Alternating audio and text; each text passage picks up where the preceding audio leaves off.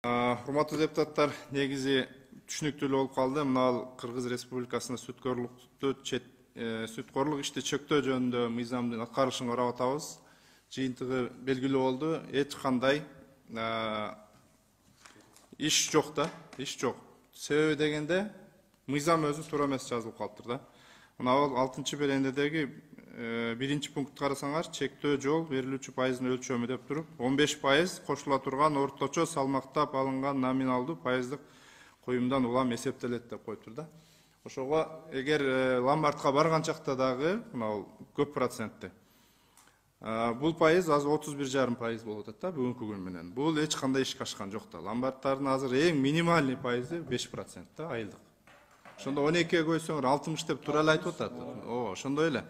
Анан эми биз бул ушул дагы акча элибизге керек болгон үчүн ломбардтар иштеп атат да. Бая сиздер да айтып кеттиңиздер, 15 күндө банк берет, эң эрте берсе.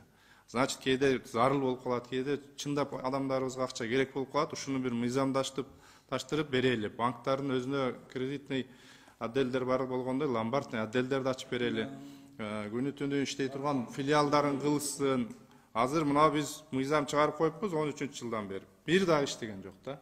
Процент 31,5-дан ашпаш керек экен эле, азыр 60-тын тегерегинде эле жүрөт да.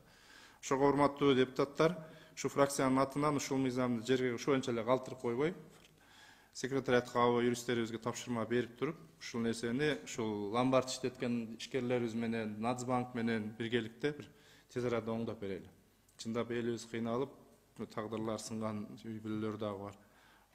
Менин сунушум ошол, бул мыйзамды ошончо тактап коюп, канааттандырарлык эмес деп жыйынтык чыгарабыз аткарылышы. Бирок андан кийин өзүбүз раз ушунча инициативаны алып, жакшы мыйзам, жакшы теманы алып чыккандан кийин ушуну аягына чыгарып коелу. Бактыгерге менин сунушум ошол.